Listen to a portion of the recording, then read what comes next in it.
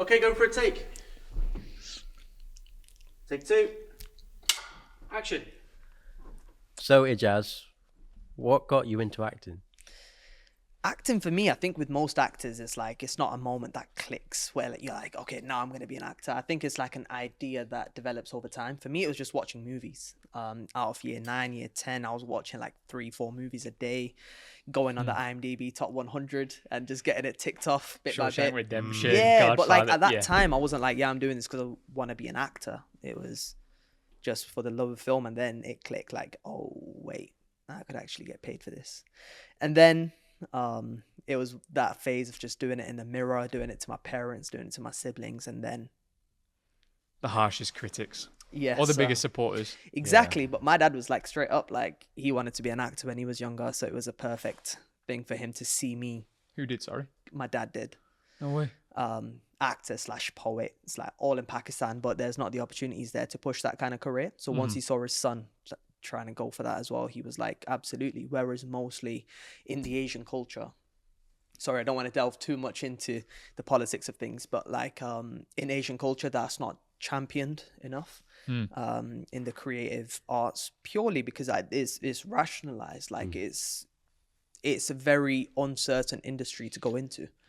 But because I went into it and got really, really lucky on my first audition, it was very easy to then convince my parents. Was that Hollyoaks or was that That something was, else? yeah, first ever Your audition. first ever audition First was ever Hollyoaks. audition, man. How did And you got a gig come for about? how many years was it? Almost 6. Very nice. Wow. How did that Yeah, come bro. about, though? Yeah, I got a reality check coming out of it. I was like, Yeah. oh, damn. I was like, people gonna say no to me, bro? What? And then I got a reality check real Ego. hard. Yeah. But it's good. It's good. I needed that ego death. Yeah. But like, how did that come about? Because did you have an agent at that point? So my agent at the time was my acting teacher, Rachel, at TV Workshop, and they couldn't find. I don't know if they couldn't find somebody for the role of Imran or what it was, but she got approached by the casting directors at Hollyoaks, and she said, "I've literally got a Asian kid who's come into the acting class about 2 weeks ago, so I can send him forward."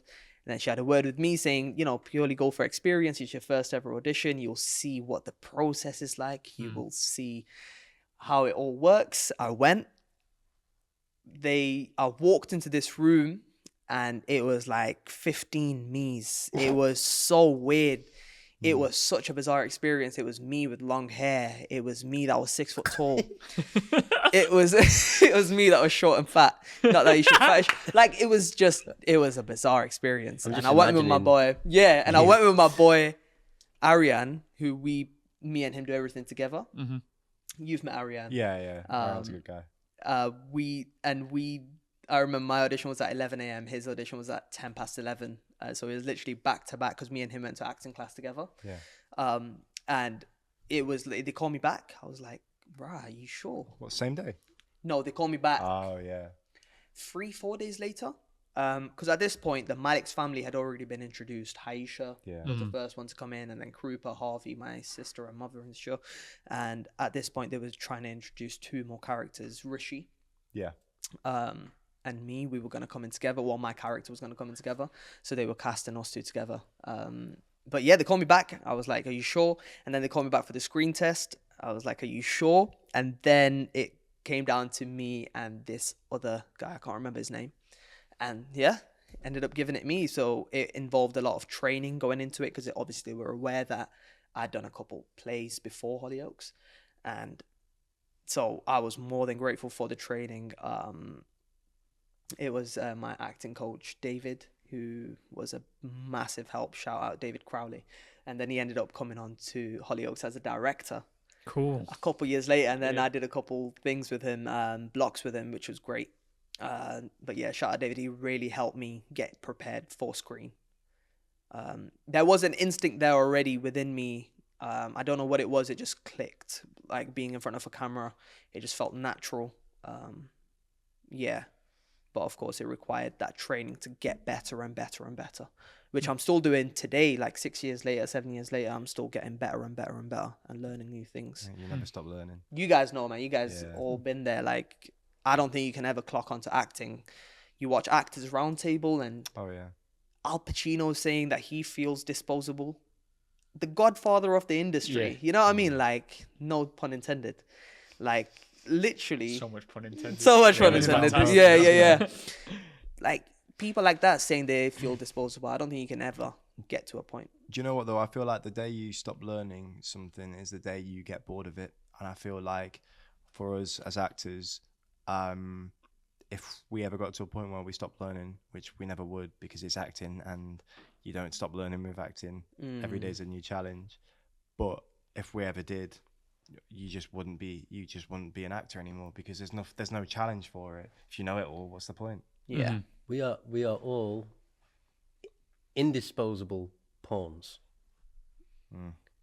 It's the pause you do before you, and there's like this, I don't know, silence I in the room where really it's like, enjoyed what's that, Adam bro. gonna say? I enjoyed that. Do you know what? Yeah, like a chessboard, and we're all pieces, and that's the thing about films and TV and plays and the creative arts is it's a collaboration. At the end of the day, we're all pieces on a board, and we all have to move together and do our separate bits, and then hopefully by the end of it, you get a film or a TV show or a play or whatever that form of art is. But I always find this question fascinating when it comes to like in terms of when you work on a show for that long and the challenges you face being on a show for that long. What was the biggest challenge you faced being on a show for that long? I think it's quite easy to get lost in the environment. For me, it was kind of just keeping my head down, doing the work, and I cared only about the work. All my colleagues know I didn't really care too much about the politics around anything. For me, it was focusing on the work, giving it my best, and as long as I was happy with that, I mean, I was saying to you earlier, I dodged publicity so much. The publicity team know. I don't know what it was. I wanted to be known purely just for the work, and then keeping true to that, and I didn't really care about anything else around that. Which I think a lot of it that resonates with a lot of actors, because I think the stereotype is that actors come into this industry for the fame, or they come in for ulterior motives. But I think for a lot of actors, the main priority is the work. Yeah. And as long as they're happy with that, you look at Cillian Murphy. This guy clearly don't like publicity. Have you seen him in interviews? He just sits there and zones out. Like, I think there are actors that are in it for everything but the acting, but there are a lot of actors that are in it for the acting, and those are the people I want to be around. Yeah, and knowing it will be imperfect, and knowing that actually I'm going to learn from the times that I make mistakes on camera, and the pressure is higher, and then I go again. Yeah. Yeah. Can I ask as well, what's it like trying to navigate your selecting a role or navigating this acting world with your religious beliefs as well? Man, religion is a massive thing for me. It's what drives me as a man. It's something that I've grown up with. It's not something that I chose, but I was blessed to be born a Muslim, and I am so grateful that I am a Muslim. I've never ever doubted my belief as a man. That's just what makes me, and I'm so proud of that identity. And it's interesting because I'm still trying to figure out an answer to that question. We spoke about it in DNA class as well, that, you know, when we watch films like Saltburn, and there are some scenes in there, and you're questioning yourself as an actor, like, would I actually do this with my arse out? Would I do this scene with... I don't even think that's a religion thing. I think that's just down to you and what you're comfortable with. But religion for me is something that I want to drive me throughout my career, and I hope I can stay true to my religion. But at the same time, be able to achieve my goal whilst navigating around that. Because the only reason I say that is because I know religion is there as a tool to make you better and not to make you restricted as a person. Whereas I know that's a stereotype, that religion's there to put restrictions on you. Look at me preaching. Religion, like for me, I see religion as a thing to make me better, not to put restrictions on me. So the more I follow it is better for me. Islam's going to be there without me. you know, whether I'm following it, whether I'm not. It's whether I follow it. I know it's there to make me better. I also think that we shouldn't be ashamed of who we are and of our own principles and standards and morals that we choose to hold ourselves to. Yeah. We shouldn't be ashamed of that. Yeah. And if that means missing out on job opportunities or not being comfortable doing certain scenes, I think that's okay. Mm-hmm. And I think we're not perfect, you know what I mean? And we're going to make mistakes and we're going to do things which in the moment we think is right. But in the long run, you might not agree with it. You might look back and think, what the hell was I doing? And repent, or I don't know, like... But as long as we learn from those mistakes and but become better, that's what matters. But also, going from like in part 1 of this episode, when we talked about the ship and replacing the parts and being the same person, when you did that role, are a completely different person to you doing that if you did that role now. And your circumstances and your whole life is different. Yeah. So I feel like it's quite hard to say I wouldn't have done that then, because then it's a whole different time period to now. If that role came about now and you're like, oh, fair enough. But it's interesting because you see the roles some people do. For example, Aaron Taylor-Johnson, right? You look at the roles he's doing now. I mean, he's got Kraven the Hunter coming out this year, right? His first major film was Kick-Ass. If you look at Kick-Ass and you look at some of the films he's doing now, like the parallels are completely different because they're different time periods. This is more of a personal, I'd say, it not in terms of acting choices, but like one's own personal moral like compass. Like if you end up on TV doing a sex scene and getting your ass out and butt arse naked, and then the next day you have to walk into the mosque and everyone recognizes you from that scene, it can be quite traumatizing. So I think that's where the dilemma for Muslim actors comes. And it's something that I don't think there's an answer for. I mean, there is an answer. Don't do it. You know what I mean? That's the simple answer. Yeah. But then again, this is where I believe in being in control of my own productions. That's the ultimate goal for me, where I can, if I'm not comfortable with doing something, I can straight up say, I'm not doing that because I'm not comfortable with it, you know? Whereas answering to a producer or a big time producer where they're not taking no for an answer, that's a much harder experience to handle than being in control. So ultimately, I think the goal is to be in control of our own productions, and especially as people of color, we've got stories to tell, and we've got truthful, untold stories that need to be told. And we should own our uniqueness and not be ashamed or afraid to be who we are. Yeah, of course. And just bringing it back to that, just because it's in my head right now. What's his name? What's the guy from Get Out? What's the guy from Get Out? Daniel Kaluuya. Daniel Kaluuya. Oh my God, how did that escape me? He did a podcast with Jay Shetty, and he says it in that as an actor, your goal isn't to be great. Your goal is to be truthful. And that's amazing because you can do something. I did Hollyoaks. Say I started in 2017. What I was doing in 2018, 2019, it was a truth to me in 2018 and 2019. So I can watch that back with integrity saying, okay, I can't even try cut this apart or, you know, try break it down because that was the truth to me then.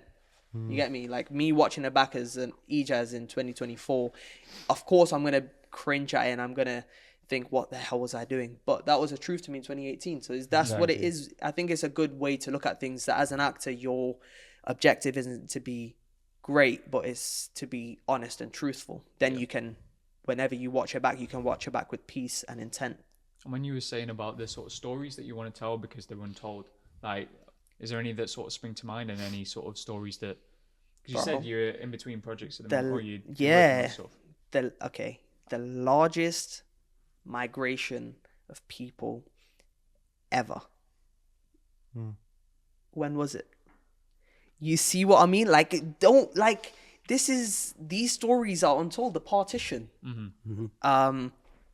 when British generals went over, drew a line, and said, "Wagwan, I'm gone." You know what I mean? Yeah. Like they went over and just drew a line. This guy arrived like something like 30 something days before he had to divide a piece of land, and then expect for the largest migration to happen. Yeah. You know what I'm saying? These stories, they're not told, and they're so interesting. The largest volunteer army ever to exist was World War One, World War Two, like where sick Indian soldiers went over to volunteer. Nobody knows about it. You watch films like 1917, and there's one sick guy in the back who people were questioning. They were questioning, like, why is there a sick person in the back of People this in, shot? like, an audience. Because they were, as the audience, there were people in the audience questioning, because they were like, oh, whoa, they went volunteering. When hundreds and thousands fought and died. It was the largest volunteer army to ever exist, but these stories aren't told. But you can't blame people for the lack of knowledge. It's our responsibility to tell that story, and then people will know. So I think it's perspective as well. And you know what? I'd be vexed if an English writer went and wrote that. Because that's, I would love to do that myself. Like that's my truth. That's my heritage. That's where I come from. So I'd love to be that person that tells that story. What would be your dream role? I think something like that, like bring in power to where I come from, and like directed by Quentin Tarantino. Quentin Tarantino. He'd rip that apart, bro. he'd take the narratives and somewhere else, but I think it'd be cool. And someone's feet would come out. Yeah, trust. Listen, it can be fine as long as Mr. Tarantino. Yeah. Well, just going back to a point you made, you said producing your own stuff. I'm right in saying that you have a production company now. I do, man. That's the long-term goal for me, and I have a production company alongside my friend Ariane, and we're sort of running it together, and we're coming up with our first piece. It's nothing too long. I don't even want to talk too much about it because it could change and it could be something else. So I think everybody around me knows that I want to be the owner of my own material. Therefore, I can be a Muslim artist, you know what I mean, that's in control, and I'm comfortable with what I'm making. So we've got a production company. We're in the works with I'm in the works with a few people that are writing truthful stories, and hopefully we can start churning out material for people to enjoy and watch, and for it not to be just a brown production that's made for brown people, but for it to be universal, but telling stories in the right light. Yes. When you were doing Hollyoaks, did you feel like you had some sort of ownership over the story? How much like malleability was there in terms of like approaching that and the way that the path went for your character? I think I was really lucky on Hollyoaks. I got some really cool stories which I could bring my truth to. Shout out to Naz Ahmed. She's amazing. She got me an anorexia storyline, which within that I was able to bring my truth. Imran as a character, he had so much he was going through, and you know what, like I was just so blessed, man. I remember thinking throughout the time as well, I was either in a storyline or a tool to somebody else's storyline, and I was blessed enough to bring truth to whenever I was in there. And like you were saying earlier as well, in soap it's so hard to disassociate yourself from you, because you're playing this character. You don't really have prep time. You just got to follow your instincts. And yeah, I think your truth is your truth on soap, especially, man. It's so hard to play a character. Like at the end of the day, it's just Ijaz Rana saying lines. You know what I mean? Not that it can't be done, because it is done. But I think you at one point end up losing that line, becomes very blurred between who the character is and who you are, and then you start saying lines as you. It's difficult to know which is the true self. Yeah, like you're playing character, like it's Imran Malik saying them lines. Yeah. But when I'm interpreting them lines, when I first get the script, I'm not thinking about how Imran would say it. I'm just I'm just used to a character saying them lines. Yeah. You know what I mean? Like, whereas if I did a film now, I'd break apart every single line. Yeah. Again, like if you did a film now, if there was a sequel after the first film, you'd know the character, so you might not have to like dissect it all. Yeah. It almost like becomes a gut instinct in terms of, okay, I know the traits. I think that's what it is. It's a gut instinct. So it's not even that you're being lazy and not putting in the work to then find, because I did do that. Yeah. But I kind of didn't have to double guess about who my character was because I played him for so long. And I think from that, as a result of that, you just have to remind yourself of just being free with it, just going off your instincts, you know, listening to your being gut. free in the Listening. system that soap is hard, man. That's hard. Like, soap is driven by words, and as long as the audience are listening to something, they're happy, and that's not a disservice to the art form that soap is. It's just the way it is. Like, as long as you're saying something interested, I think the audience is enticed. So it's your job as an actor. Then if you're in that form of acting, then it's your job as an actor to make that interesting. So yeah. It's just going back on that, truth. Yeah. Truth is everything, and playing the truth of a character. How do you find the truth of a character in a storyline so impactful? And for example, like your storyline with an eating disorder, how do you find the truth in that?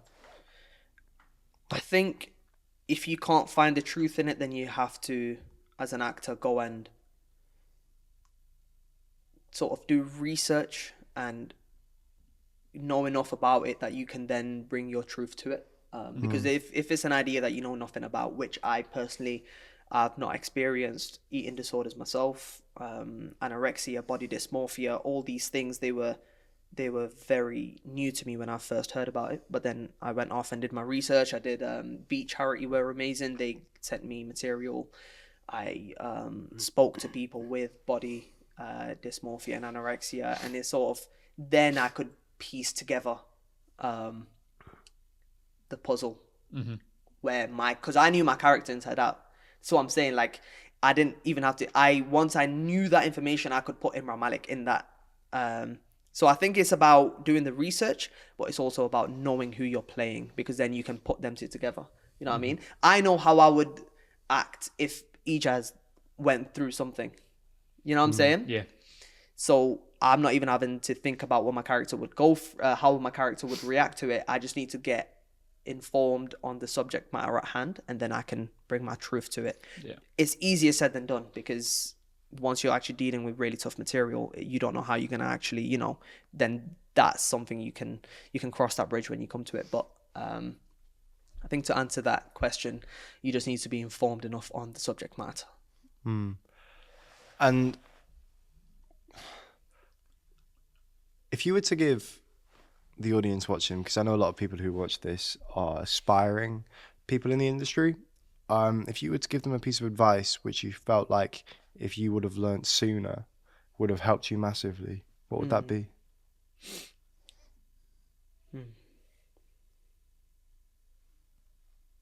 That's a tough one on the spot, man. That's a tough one. I think being unapologetic for your actions as an actor is a big part. Acting is an industry that has no blueprint. There isn't the right type of acting. There isn't the right type of role. As long as whatever you come across and you're unapologetic for it, I think, and like I was saying, that if you are playing something honestly, it doesn't matter if the audience thinks it's good or not. You can look back and say, you know what, that was my truth at the time, and that was me. Like, so I think it's my honest interpretation. So it's like, I think if you're unapologetically true to your role, I think the rest can take care of itself. I don't know if that's just a boring advice or what, but it's good. I think that's good life advice, to be fair. It's a good life advice, bro. Forget acting. Like, it's a good life advice. Like, sticking to your guts is important, I think, because that you can get caught down in really wanting something that badly that you sort of take away your own morals and your own structure that you have as a person in order to fulfill something which you desperately want. So it's important to stick with your boundaries. I think boundaries are a huge thing in acting because you're messing with volatile emotions and things get messy quite easily with acting, and you're not in control, and that's the beauty and the curse of acting is you are not in control. You can't control anything. Control otherwise. Yeah. If you, I think within TV, screen and stuff, something I'm learning is just like, again, you're a pawn or whatever piece on that chessboard, and there's so many people and so many opinions and so many people have different ways of thinking. I read something the other day which is like a piece of feedback says more about that person than it does about your acting. Absolutely. Or your, if you get some criticism, it's because their taste is for something slightly different. Whereas like if you're truthful in the moment, that's all that matters. It's all that matters. And I was always very careful about social media. It's just something that I've stayed away from. I think in today's era, social media is dangerous, especially as creatives, because believe it or not, we're very sensitive people. Yeah. Actors are sensitive people, so when you read a bad comment, it can hit hard, and it did at the beginning. But it was something that I had to just take a step away from. So I think that's a longer conversation that needs to be had another time. But social media is it's so easy to hear people's opinions. Those comments. You know what I mean? But it's easier said than done, bro. If you've waited 3 years for an opportunity and you finally got an audition that you liked, and then you played that truth, and then it goes out. You've waited 6 months for it to be released, and now you're like on your phone, you're waiting for people's reactions. Bro, I promise you now, there could be 10,000 good comments in there that will say you're amazing. You played them, like the way you play that character was just different. Good or bad, don't listen to them. But at the end of the day, for me, social media, I try not to use it. I have got it. I do look at it. We're human. But social media is better to stay further away from. Praise feeds the ego, and hateful comments feeds your insecurity. Yeah. That's a great way but to put it. sometimes you can go on a comment and see, oh, it's all right, getting some, because you want to know how you're doing sometimes. But then, I mean, we're all guilty to it. I'm sure you've done it as well, of seeing stuff. So much. And it's not fun, which is why social media, I think, because it's so new as well, is dangerous. What makes me laugh is then people saw you in real life, they'd ask for a picture. You go out. You know what I'm saying? Instead of them was like, they're giving the energy to you, so just receive. With the caption being, didn't rate him in Hollyoaks, but saw him today. You know what I'm saying? Really nice a really nice guy. But here we are. Yeah. That's the industry we're in. We're in it by choice. You just gotta firm that shit, man. Exactly. Definitely. Highs and lows. I think we need to wrap up though. Yeah. To that time. Unfortunately. Already? Yeah. It flies by, dude. Quick, man. There's still so much we wanted to ask, but It's been a pleasure. Back on, man. Man, Yeah. thank you for having me on. Pleasure. Thank you very much. Oh, man. My guys. Yeah, I appreciate it. My guys. We won't see My you next guys. time. Man. We what? We Won't will see you next time. You and I. Hey, Or listen, will you we? better. Find out? Go Yeah. Oh, we'll bring you back on, don't worry. You've been an Eventually. amazing guest. and it's been a Hopefully, pleasure. Episode 300. for a better movie as well, guys. All right. When Dev Patel releases that Monkey Man 2, I want to be back. Yeah. Yeah. Yeah, man. Yeah? Okay. You'll be back, don't you You worry got about some that. camera now, yeah. Dev Patel's And next movie. We want to I'm be back. in it. You're back.